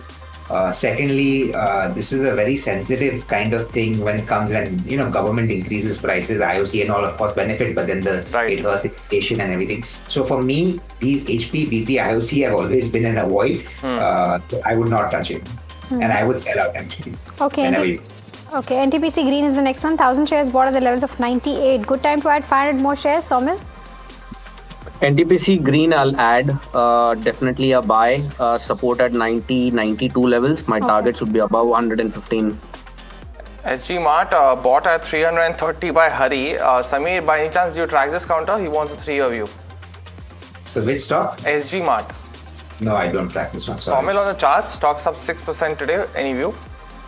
I'll hold on to the stock, bullish on the stock. ITC Hotels is the next one. Our viewer wants to hold it for the next 12 months. Continue to hold, viewing the chart, Somil? I would hold on to it. Keep a strict stop loss around 140.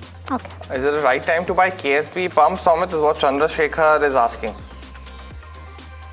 KSB pump, hold on to the stock. I'll be bullish. My target should be above 1,000.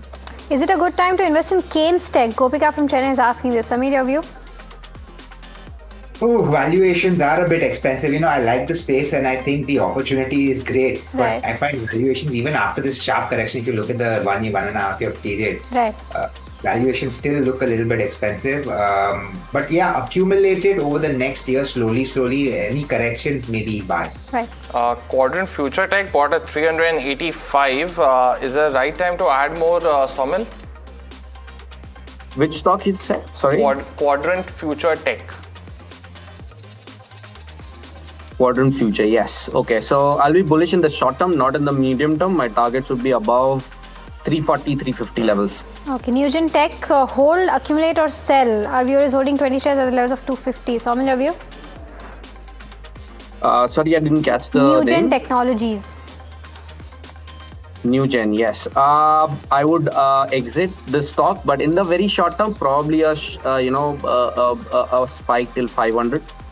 IRFC bought at 200 by Siva from Amravati. Somil, should he sell now or continue to hold his 2,000 shares? What level did he buy? Sorry? 200. 200. See, I'm expecting a bounce in the very short term till 110. Probably that will be a time to exit. Anantraj, is this the right time to buy more shares? Our viewer is holding 100 shares at the level of 472. Samir, your view? So unfortunately, Anantraj is one we don't track. But yes, from they're doing the data center. So from that perspective, I do want to track it, but I haven't done yet. Tejas Networks, Somil bought at 458, a very volatile counter. What would be your view for an investor? I think the short-term trend is already done. My targets are around 500, so probably could hold on till 500. TD Power is the next one. Usha from Hyderabad wants to know the short-term target for this one. Is this the right time to make an entry, Somil? No, I would not enter, but you can hold. Anil Singh wants to buy into the banking sector. He's asking between JNK and Federal. Samir, what would be your choice? Between those two, Federal. Alright, that's the end of the first round of rapid fire in this edition of Fast Profit. Samir, we'll let you go on that note. Thanks so much for joining in. And Samir, stay with us. A lot more stock-related queries on the other side after this very short break.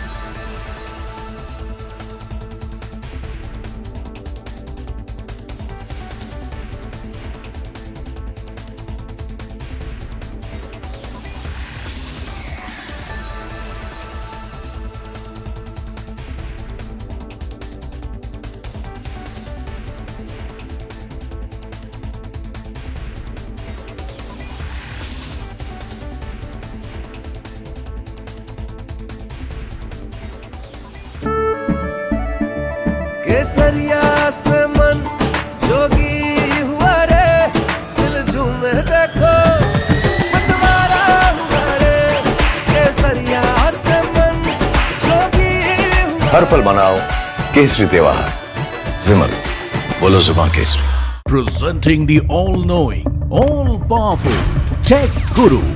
Whoa. Guru? I'm no guru. Okay. I'm just a guy who loves his tech. A show where the mysteries of megabytes and motherboards shall be unraveled. Bro, nobody talks like that anymore. This is all about connected ecosystems, EVs and AI that you can use in your daily life. That's what we do on Tech 360. Real talk, real reviews, tech that you can actually use. Tech has changed. So should your tech show.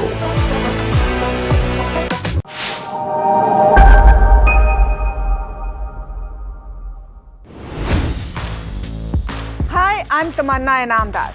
Watch me on NDTV Profit, where I break down the day's biggest business stories. What happened, why it matters, and what it means for your money. Hi, I'm Neeraj Shah. Watch me on NDTV Profit for the most incisive market intelligence and meaningful corporate conversations. And I'm Alex Matthew. Markets, mutual funds, insurance, personal.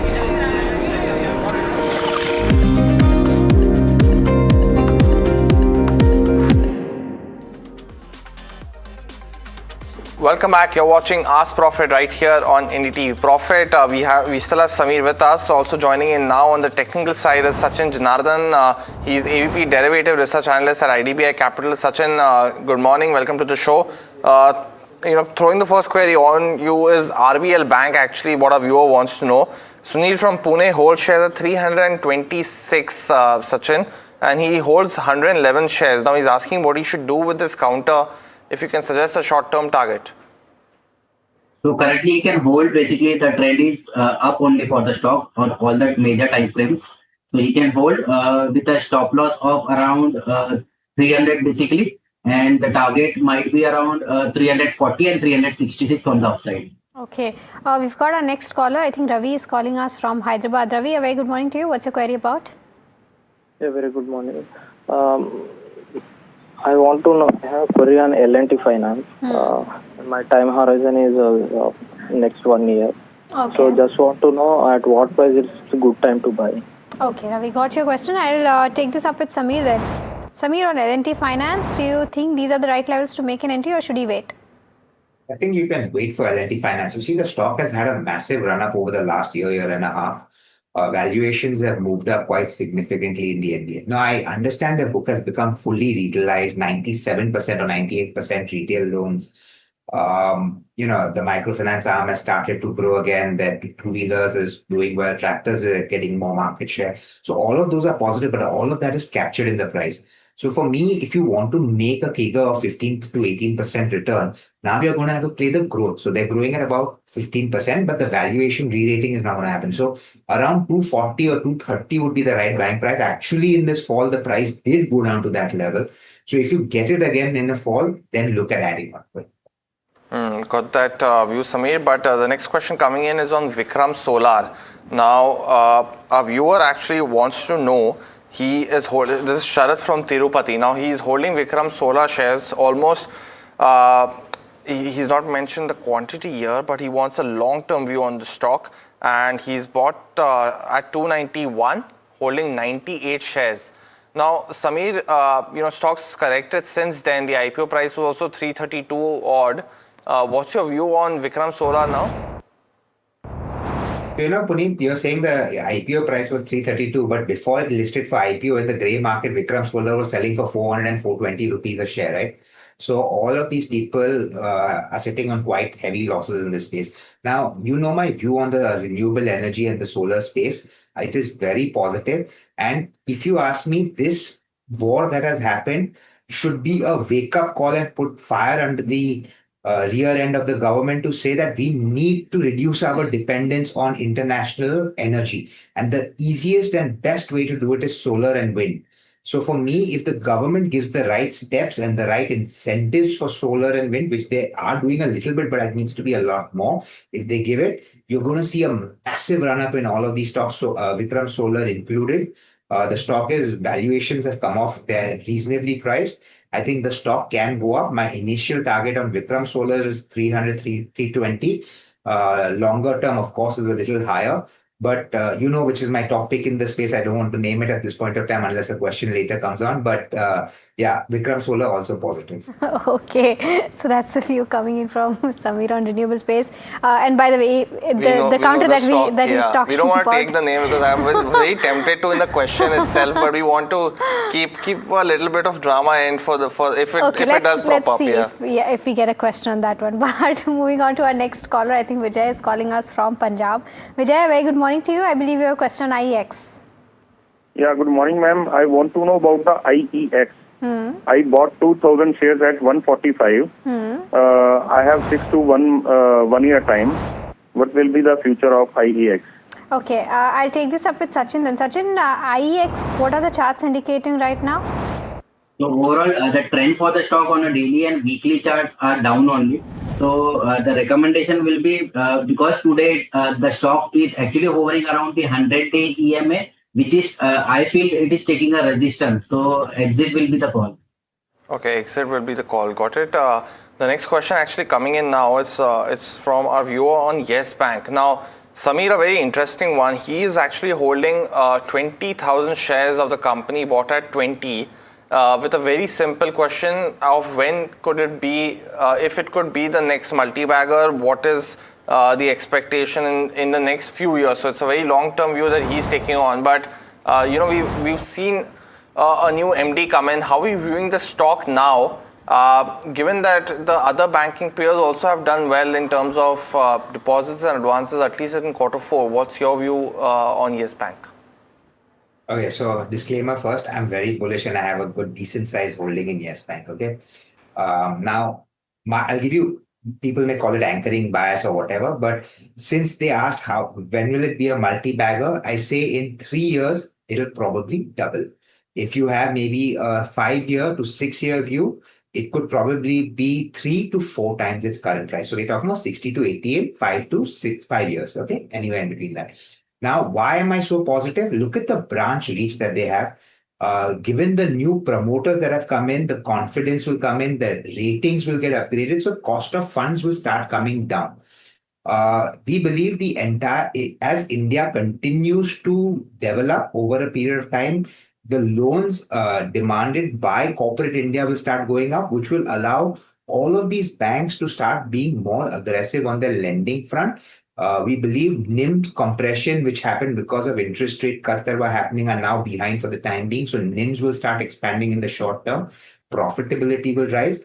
And if you look at the bank's OPEX cost as a percentage of its total cost, it has been higher. But as the loan books keep growing, the OPEX cost keeps coming down, the profitability will grow, credit costs are coming under control.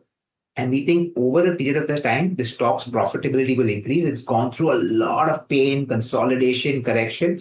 And now I think over the next 3 years, you'll see a good up move happening.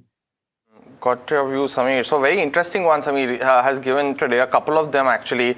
And we know about Kalyan, we know about the renewable energy play that Samir feels, Yes Bank, Devyani. So it's very interesting that, if a stock falls dramatically, Samir might be licking his chops on those ones and analyzing them to the brunt, because very interesting ones.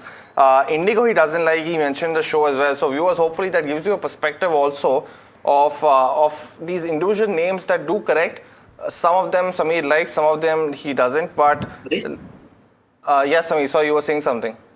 No, I was saying I do like it when stocks do correct because it does about buying opportunities. Right. But then it keeps correcting, like the one that I don't want to mention. Yeah. The questions keep coming, it kind of hurts also. The mystery continues. The mystery continues for now, at least for the next few minutes until we get a query on it. But let's go across, take our next call now from Pune. Swapnil has a stock query for us. Swapnil, good morning. Welcome to Ask Profit.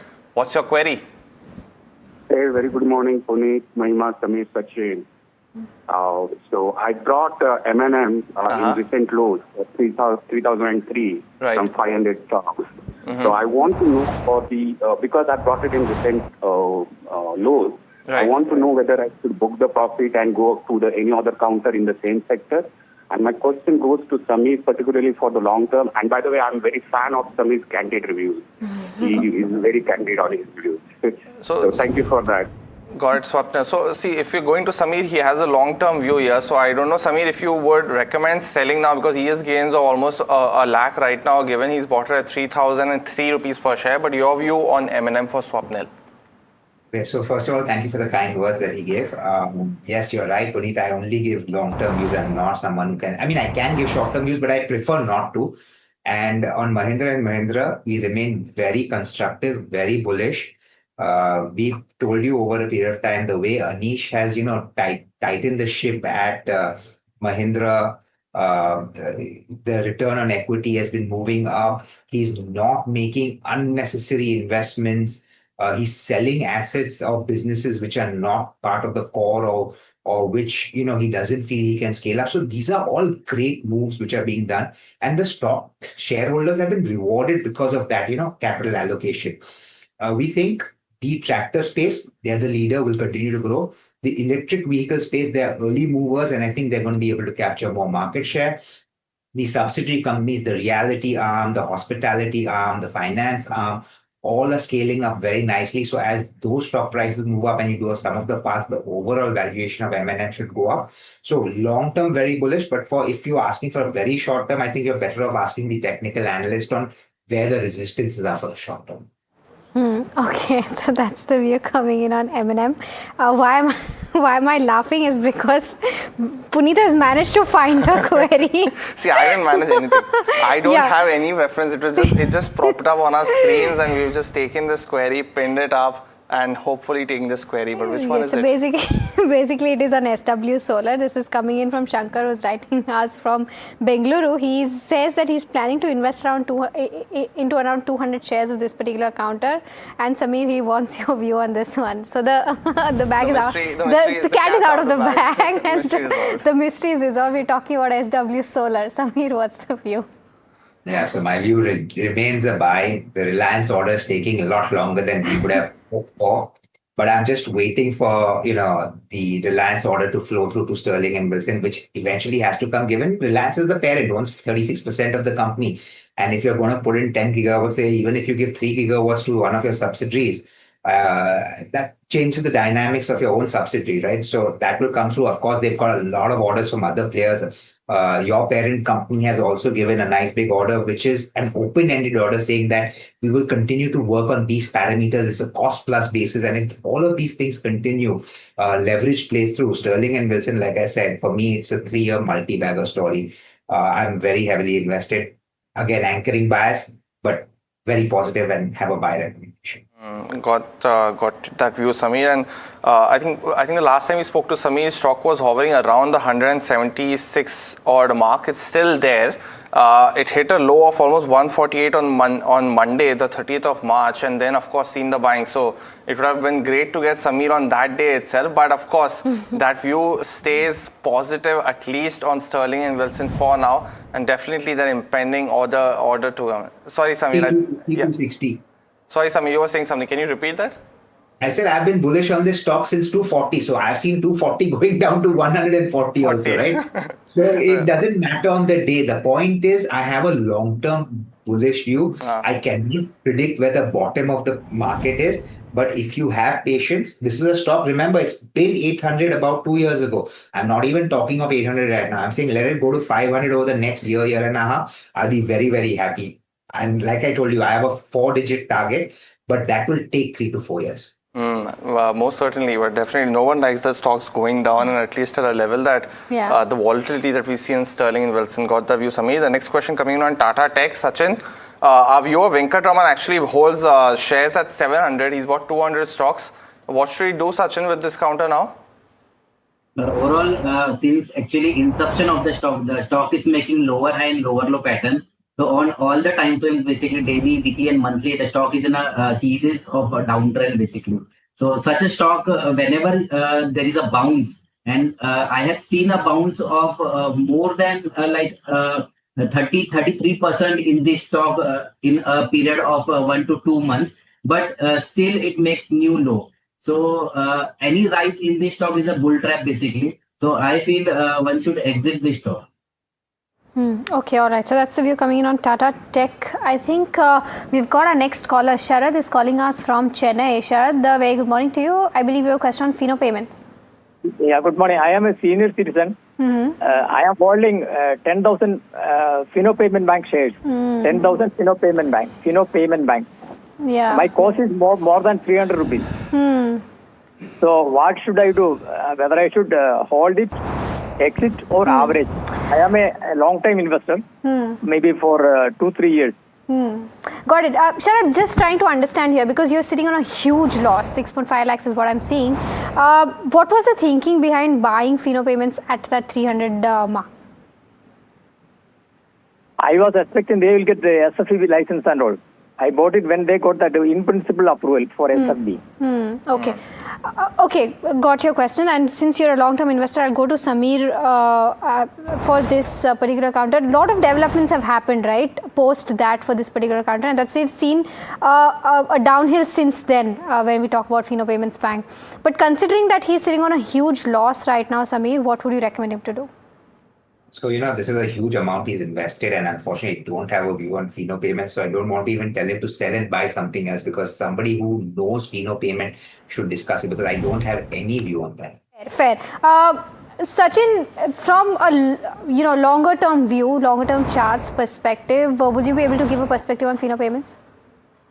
Currently, what happened actually, it is actually a replica of Tata Tech. Basically, it has started from lower high, lower low segment. In all the time frames, the stock is in a downtrend. It has actually broken a major support of 180 basically. And last month, it has made a low of 110. So what I can right now suggest is the last hope is 110. If that is also broken, I see the stock around 60 to 50 levels in the near term basically. So now the 180, which was earlier acting as a support, now will act as a resistance. So in case if you are getting this price action near the 180 levels, he can exit basically, or 110.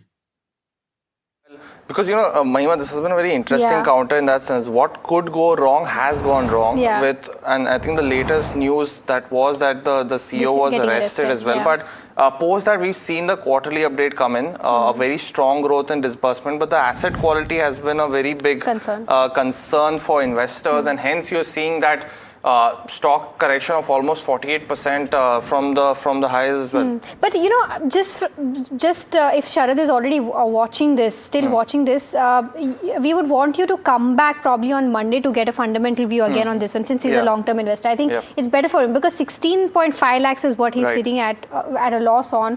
So I think it's important to get that perspective from fundamental analysts. So Sharad, I think we'll request you to do that on Monday as well.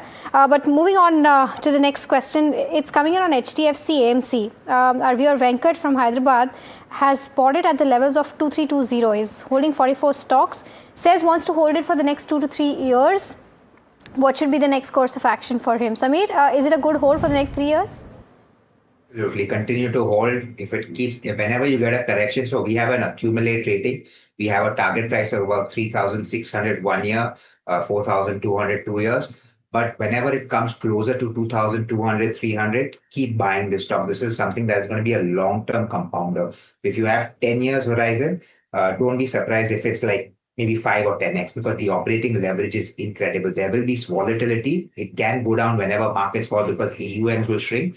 But long-term, the mutual fund, EMS, SIF, the entire business of mutual funds, which will be equity, debt, multi-asset, will all keep growing. And HDFC is a leader in the private space and will do extremely well. Got the view, Samir. Bank of Maharashtra is the next one. Surya Prakash holds shares at 60. Sachin, he's holding 950 shares. Should he continue to hold or exit now? He can hold basically, as we have also recommended the stock on our company's time frame. Basically, we are seeing right now it can touch 80 levels as well. Overall, on a weekly time frame, it has broken out from the cup and handle pattern. It retested and then now it is again going up. I love the stock because the trend of the stock on all the time frame, basically on a daily, weekly and monthly time frames are up. Okay, all right. So that's the view coming in on Bank of Maharashtra. The next one is coming in on Pidilite. Our viewer Madhukar from Hyderabad wants to know if this is the right time to make an entry into this counter from the next 2 years perspective. Samir, your view on Pidilite? Leke chipke raho. Pidilite is a good investment to make at this point. The correction has been good. Yes, valuations are expensive, but given the kind of dominance of the space, it's not going to be easy for new entrants to come and compete and be able to, call the shots. Fevicol has kind of become like a brand. Apart, we only discussed Fevicol, but they have so many other businesses. They've gotten into this business where tiles can be stuck with a particular kind of material that they give. Of course, Asian Paints is also doing it, and a couple other cement companies also doing it. But what is happening is their basket is expanding. They have the reach, the brand value and all of it. So for me, Pidilite, long-term, great investment. Valuation, a little expensive, but expect them to remain so. Expect the company to generate a 15% CAGR, not more than that, compounded over the next 5 years. So Samir says, chipke raho, of course, on this. ये जोड़ पानी में नहीं टूटेगा of the other. It's such a good company in terms of these legendary campaigns that they did as well. So it's just etched in memory in that sense. But the next question. Yeah, I think we've got Amit calling us from Bengaluru. Amit, very good morning to you. I believe you have a question on Eternal.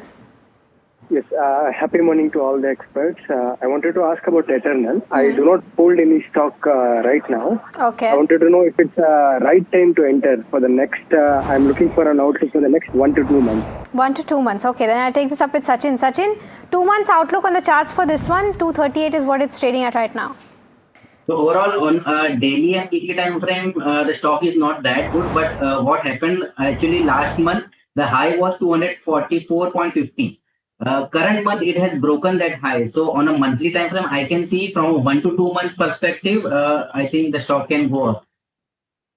Got that view, Sachin. But the next question coming in, it's a very interesting one on Genus Power.